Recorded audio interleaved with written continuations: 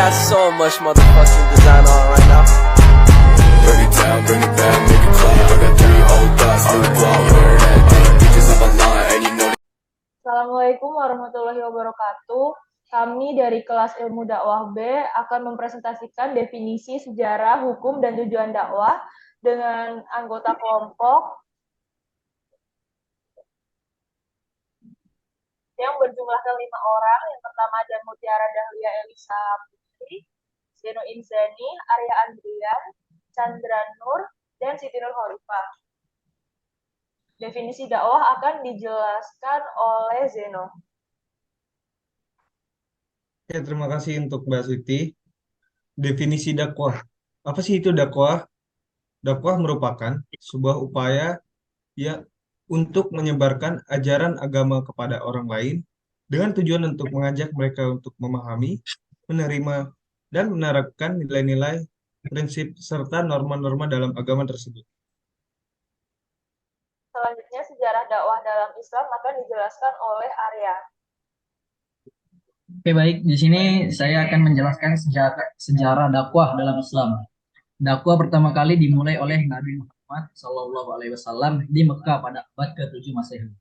Walaupun dihadapkan dengan tantangan dan penolakan, Nabi dengan teguh mengajarkan ajaran agama kepada berbagai kalangan masyarakat.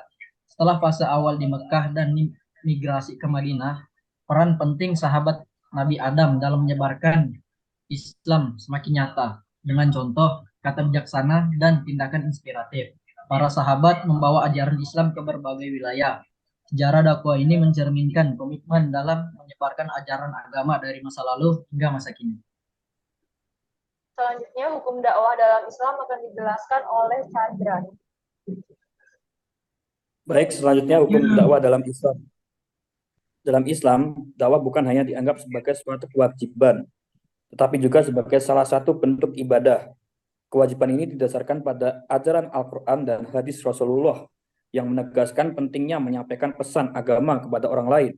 Meskipun wajib, pelaksanaan dakwah harus dilakukan dengan bijaksana dan penuh kearifan. Tujuan dakwah akan dijelaskan oleh Mutiara. Selanjutnya, dakwah. Tujuan utama dakwah adalah mengajak individu dan masyarakat untuk berbuat baik, menaati norma-norma agama, dan menghindari perilaku yang merugikan. Dakwah juga bertujuan untuk menghapus kesalahpahaman tentang Islam, serta memberikan pemahaman yang benar tentang nilai-nilai agama. Selain itu, dakwah juga berperan dalam mencegah kemungkaran dan menegakkan moralitas dalam masyarakat. Sekian presentasi dari kelompok kami, kurang lebihnya mohon dimaafkan. Terima kasih. Wassalamualaikum warahmatullahi wabarakatuh. Assalamualaikum warahmatullahi wabarakatuh.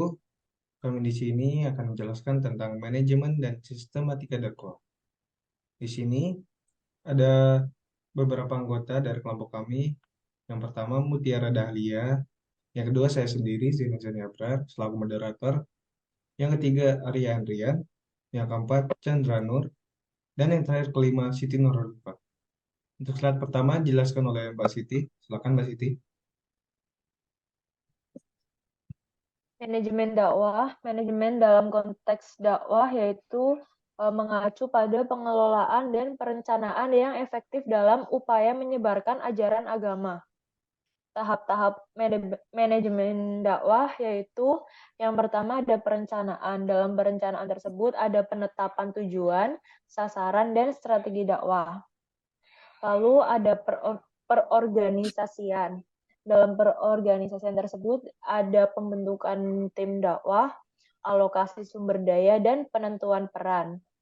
Lalu ada pelaksanaan, yaitu penyampaian pesan agama melalui berbagai metode komunikasi, dan yang terakhir ada pengawasan yang di dalamnya terdapat monitoring dan evaluasi hasil dakwah serta penyesuaian jika diperlukan.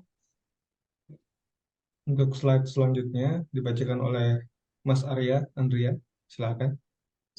Oke, baik. Kemudian sistematika dakwah.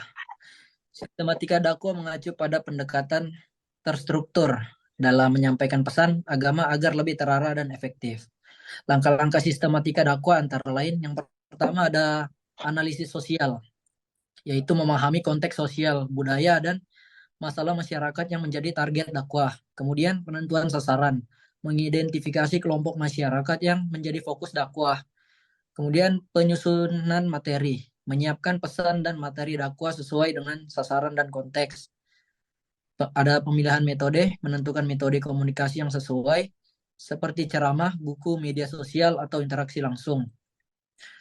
Kemudian ada implementasi, melaksanakan dakwah sesuai dengan metode dan strategi yang ditentukan. Dan yang terakhir, evaluasi, mengukur efektivitas dakwah, menilai respon dan dampak yang dicapai.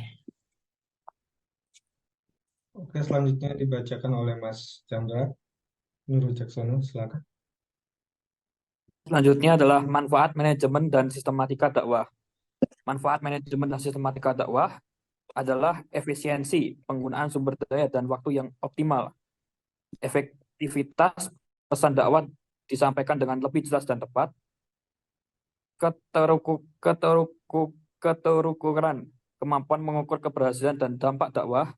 Pertumbuhan, mampu meraih lebih banyak individu dengan pendekatan yang terstruktur. Kesinambungan, perencanaan jangka panjang untuk kelangsungan dakwah.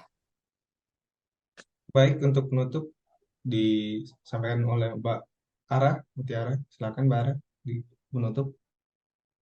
Baiklah, sekian presentasi dari kami. Kurang lebihnya kami mohon maaf. Sekian dari kami. Wassalamualaikum warahmatullahi wabarakatuh. Waalaikumsalam warahmatullahi wabarakatuh. Assalamualaikum warahmatullahi wabarakatuh. Baik, kelompok kami di sini akan menjelaskan tentang subjek dan objek dakwah.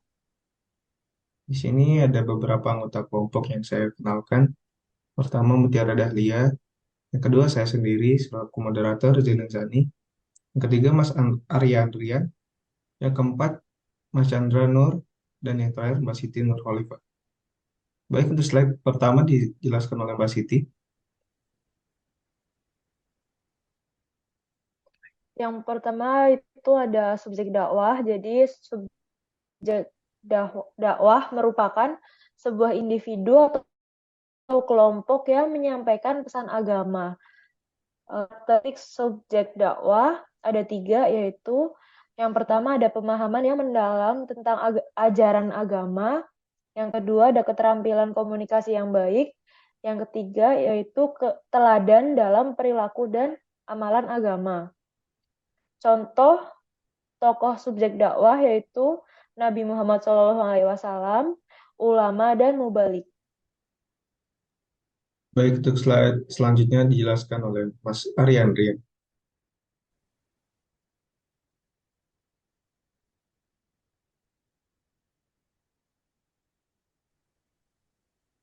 Peran subjek dakwah menyampaikan pesan dengan jelas dan akurat, menggunakan bahasa dan metode yang sesuai dengan audiens, memberi teladan dalam sikap, etika, dan amalan.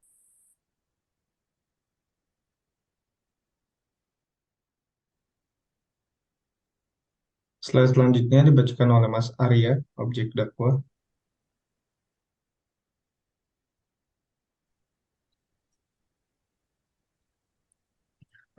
Objek dakwah ada 2. Yang pertama, objek dakwah, target pesan dakwah, individu, kelompok, atau masyarakat. Kemudian tujuannya yaitu memberikan pemahaman, dan menyebarkan ajaran agama. Baik, untuk slide terakhir silakan Mbak Mutiara.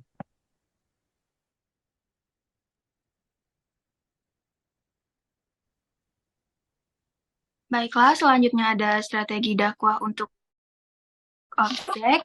Yang pertama, memahami latar belakang dan kebutuhan objek. Yang kedua, menerapkan pendekatan yang ramah dan menghormati. Dan yang ketiga, terakhir, memberikan contoh dan analogi yang relevan. Baik, slide selanjutnya.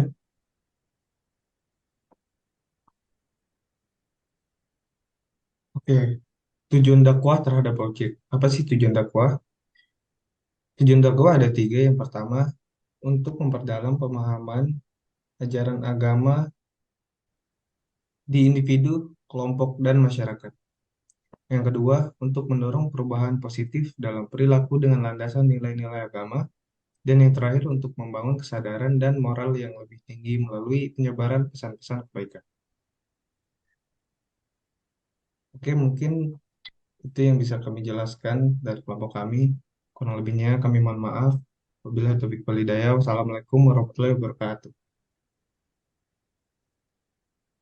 Waalaikumsalam. Waalaikumsalam warahmatullahi wabarakatuh.